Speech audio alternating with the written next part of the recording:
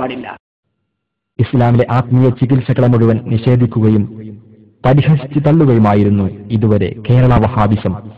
മന്ത്രങ്ങൾ തന്ത്രങ്ങളാണെന്നും അത് ശിർക്കൻ ആചാരമാണെന്നും കേരളത്തിലെ മുക്കിലും മൂലയിലും പ്രസംഗിച്ചു നടന്നു മൗലവിമാർ. പക്ഷേ ആ ശിർക്കും ഇപ്പോൾ തൗഹീദാവുകയാണ്. ഖുർആനിൽ ശിഫയുണ്ട്, ശമനമുണ്ട് എന്ന ആയത്തിനെ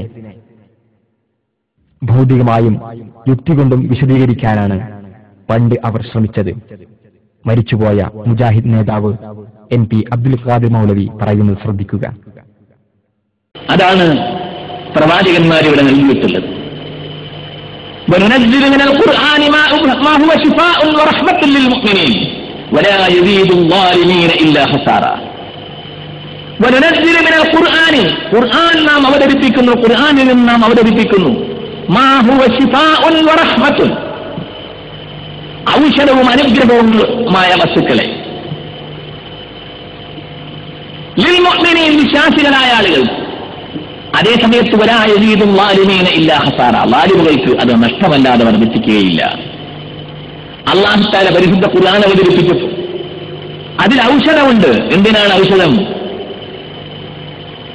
അത് ഈ കാണുന്ന ശരീരത്തിന് വരുന്ന രോഗത്തിന് റഹ്മത്തല്ല അല്ലാഹു പറഞ്ഞത്, മനുഷ്യന്റെ മനസ്സിലുണ്ടാകുന്ന രോഗങ്ങൾ, മനുഷ്യന്റെ മനസ്സിലുണ്ടാകുന്ന അപാകതകൾ, അതിന്റെ പാളിച്ചകൾ, അതിനെ സംബന്ധിച്ചുള്ള വ്യക്തമായ സൂക്ഷ്മമായ നിർദ്ദേശങ്ങളാണ് പരിശുദ്ധ ഖുർആൻ ഓതിക്കൊടുത്തുകൊണ്ട് മുഹമ്മദ് മുസ്തഫ സല്ലല്ലാഹു അലൈഹി വസല്ലം ഈ സമൂഹത്തിന് നൽകിയത്.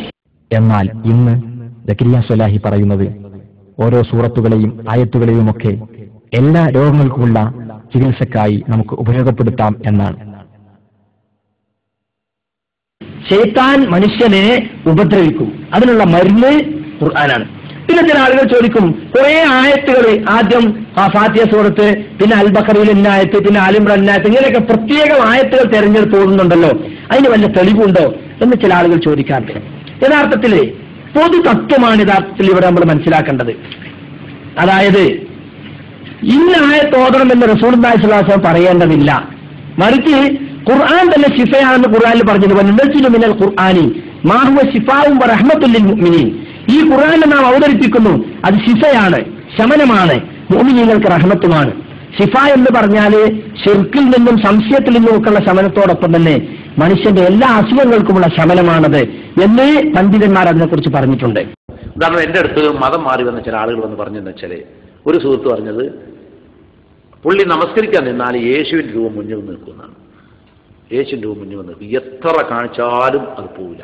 എന്നിട്ട് അദ്ദേഹം എന്ത് വിചാരിച്ചു, എന്നാൽ ഞാൻ ഇത് പോകാൻ വേണ്ടിയിട്ട് അല്ലാഹൂന്ന് ഇങ്ങനെ വലിയ അക്ഷരത്തിൽ എഴുതിയത് മനസ്സിൽ കണ്ട് അതിൻ്റെ മുന്നിൽ നമസ്കരിക്കാമെന്ന് വിചാരിച്ചു. എന്നാലും ഇതങ്ങൾ പോയിക്കൊള്ളുന്നു, അപ്പോഴിത് പോവില്ല. അങ്ങനെ ഇയാൾ എൻ്റെ അടുത്ത് വന്നപ്പോൾ ഞാൻ പറഞ്ഞു, നിങ്ങൾ പ്രാർത്ഥിച്ചാൽ മതി. അങ്ങനെ ഞാൻ മടക്കി വെച്ചു. വീണ്ടും അദ്ദേഹം വന്നിട്ട് പറഞ്ഞു, സാറ് എന്തായാലും പോകുന്നില്ല, അത് എങ്ങനെ നിങ്ങൾക്ക് എന്തെങ്കിലും വേറെ മാർഗത്തിൽ അത് കളയാൻ പറ്റും. അങ്ങനെ ഞാൻ അദ്ദേഹത്തിൻ്റെ അടുത്ത് നിന്ന് ഖുർആൻ ഓതുകയും ഖുർആൻ ഓതിയ വെള്ളം അദ്ദേഹത്തിന് മുഖത്ത് ഇങ്ങനെ തളിക്കുകയും ചെയ്തു. അപ്പോൾ ഈ രൂപ പ്രത്യക്ഷമായി, പിന്നെ രൂപം വന്നിട്ടില്ല എന്നാണ്.